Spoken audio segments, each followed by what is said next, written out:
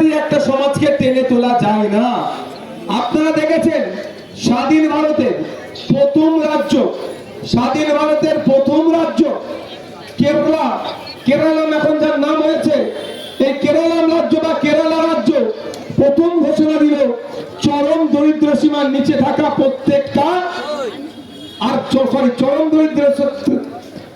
দরিদ্র সীমার নিচে আর কেউ নাই। তাদেরকে কিভাবে করলো? লাগাতার 3-4 বছর ধরে পাইলট প্রজেক্ট চালিয়ে 3-4 বছর ধরে সার্ভে করে গবেষণা করে তাদেরকে চরম দরিদ্র সীমার নিচে থেকে তুলেছে ওপরে। তো কিভাবে? তাদের মাস গেলে 20,000 টাকা ভাতা দিয়ে নাকি? ভাতা দিয়ে কোনো সমাজ এগিয়ে যেতে পারে না।